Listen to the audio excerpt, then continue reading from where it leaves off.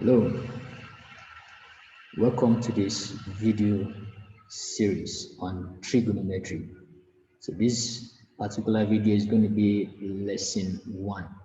And in this lesson, uh, our learning objectives are given as follows. 1, at the end of this lesson, you should be able to convert angles measured in degrees, minutes, and seconds into decimal degrees. 2, you should be able to convert degrees into radians and vice versa. So before we talk about trigonometric ratio proper, now we need to be sure that you can convert an angle given in degree, minutes, and seconds as indicated in objective 1 back into an angle in decimal degrees. So, but before going into the conversion, let's look at this scenario. So we know before now that an angle is said to be formed when two straight lines intersect at a point. Now watch this illustration or demonstration on the flip side of my window. So here is a straight line from a straight line segment connecting 2 points A and B prime.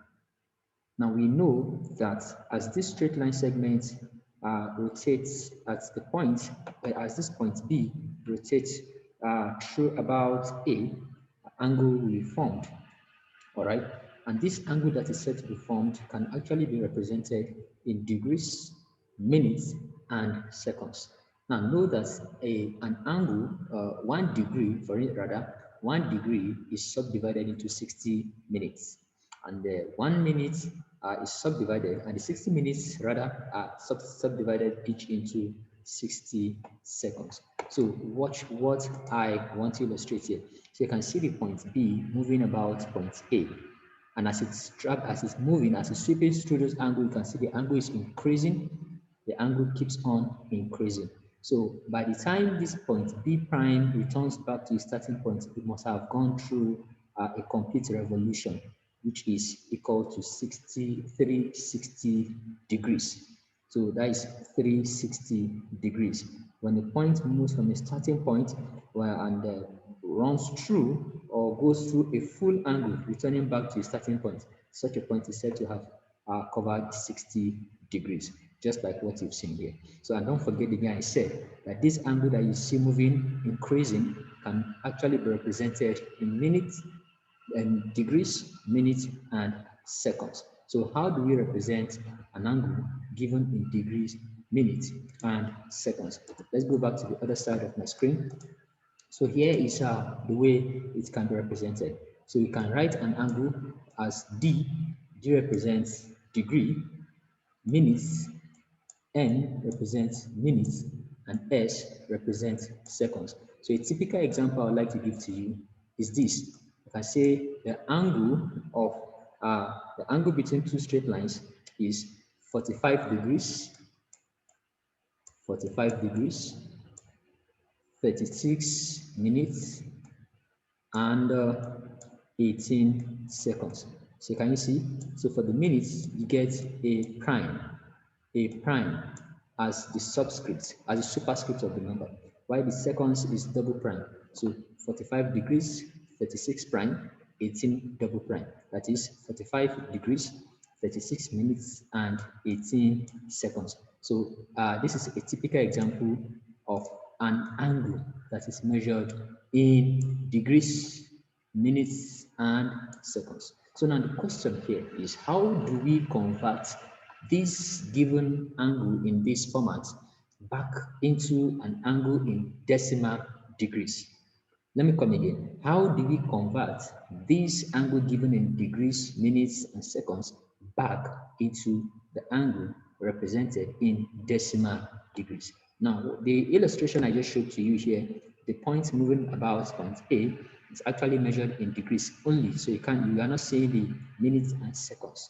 Now, but at each point, at each interval, or for each decimal degrees, it can be represented in minutes and degrees, minutes, and seconds. So let's see how to go about that, this conversion. All right, so let's go about this conversion. So for instance, assuming I want to convert this to decimal degrees. So what do? We go about our conversion in this order. So this is going to be 45 degrees. This is already in degrees, so I need not do anything to this 45 because it's already in degrees. Plus, all right, don't forget that I said earlier that the degrees is subdivided into minutes, and there are 60 minutes in 1 degree. 60 minutes in 1 degree. So meaning if I'm to convert this 36 minutes to a degree, I'm going to subdivide this 36 by 60. Why? Because there are 60 minutes in 1 degrees.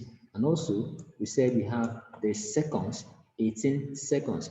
And don't forget that there are 60 seconds in 1 minute. So now to get the total number of seconds in 60 minutes, now what we need to is to divide this 18 by 60 times 60, divided by 60 times 60. All right, so in doing this, we've converted this whole part to degrees. I've also converted this whole part to degrees, and not just the bottom, this whole part to degrees. All right, so now this is going to be equal to 45 degrees. 45 degrees plus, so here is 0.6, when we do a calculation properly, 0.6 degrees plus, divide 18 by 3,600, that should be 0.005 degrees. And when you add up these values, okay, you should get 45.605 degrees. So here is the angle that was given in degrees, minutes, and seconds in decimal degrees. So we've successfully converted this into decimal degrees. So I hope this illustration or this example is straightforward and clear enough. All right. So now to test your understanding, kindly try out this conversion. Try this. I'd like you to convert this angle of 53 degrees, 29 minutes, and 7 seconds. Convert these into decimal degrees. So pause this video for a while and try to see how you can go about your conversion. All right. All right, welcome back. I believe you're done attempting the problem, and here is the solution. So compare this solution with yours and be sure that the answer is approximately equal to 53.485 degrees to 3 decimal places. Okay, kudos to you if your answer is actually correct. If not, please, I want you to watch this video from the beginning again and be sure that you understand to do this conversion. Now, it is very important you know this conversion because as you progress in these lessons, there are some angles that will be given in this format. And if you can convert it to decimal degrees, then I don't think you'll be able to proceed in solving such a problem or question. All right, so having done this, so now let's go into converting from decimal degrees back into degrees, minutes, and seconds. So how do you think you can go about this conversion? I'm going to take the very first example in this nature of conversion. So let me give an angle. Let's clear my screen. So suppose we are given an angle, let's say we're given this angle 18.478 degrees. 18.478 degrees. And then we're to convert this angle to degrees, minutes, and seconds. So how do we go about this conversion? All right, so this can be written as 18. Don't forget this, the integer before the decimal is already automatically in degrees. Plus, this is going to be 0.478. Then we want to convert this side to minutes. So it means we're going to multiply the decimal part of the number by 60 to convert it to minutes. All right, so when we do that, this is going to be 18 degrees plus, when you multiply those numbers correctly, so you should get 28.68. So this is 28.68 minutes. Again, we are still going to split this as 18 degrees plus 28 minutes. Then take this other decimal part, multiply it by yet another 60 degrees. So 0.68 times 60. We're about converting this side to seconds. So this is going to be seconds, all right, double prime. So here is going to be equal to 18 degrees plus 28 minutes plus, when you multiply this, that should give you 40.8 seconds. All right, so when you approximate this to the nearest second, the answer should be equal to 18 degrees, 28 minutes, and 41 seconds. So I hope this was clear and easy. So okay, lovely. So here is the solution and that is the answer. So 18.478 degrees is same thing as 18 degrees, 28 minutes and 41 seconds. Okay, so I hope you understand. All right, so please try out this other exercise before we go into the conversion from radian, from degrees back to radian. So I'd like you to convert this number in decimal degrees, this angle in decimal degrees, to degrees, minutes, and seconds. Okay, so please pause this video and do your conversion, then get back to the video and confirm if your answer is same thing as what you have on my screen. Thank you. All right, welcome back. I hope you've attempted the question, and here on my screen is the solution. So compare my solution with yours and be sure that your answer is same thing as mine. So the 236.986 degrees in degrees, minutes, and seconds is 236 degrees, 59 minutes, and 10 seconds to the nearest second. All right, so having done this, I want to be sure that you've gotten full understanding of how to convert from degrees, minutes, and seconds into decimal degrees and back to degrees, minutes, and seconds. So if you have any further questions concerning this explanation, please feel free to post below on the comment section and I'll attend to the question. All right, so now let's dive into conversion from degrees back to radians, and from radian back to degrees. All right, so let's do that conversion right away. All right, so back to our illustration. Now observe again how as B prime rotates about A. So as it's moving, there's an arc that is drawn from the starting point to a point to the point where it has gotten to right now. Now by the time this point B would have moved from the starting point here back to its original point, or back to the starting point, we would say that this point has traveled through a complete revolution.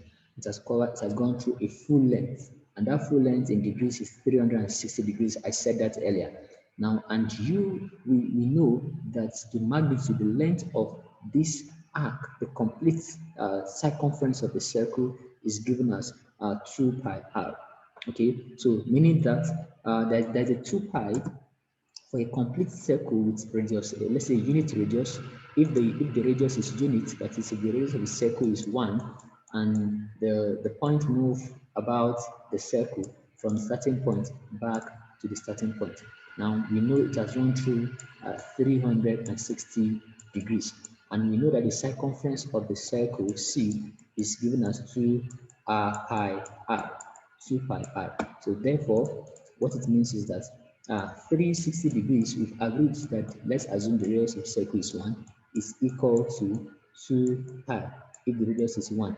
That means in radian, the point has run through the angle 2 pi in radian and 360 in degrees. So now with this, what can we deduce from this? It implies that a radian pi is equal to 180. So this cancel this here, 2 in 16 and 36 is 18. Therefore, 1 pi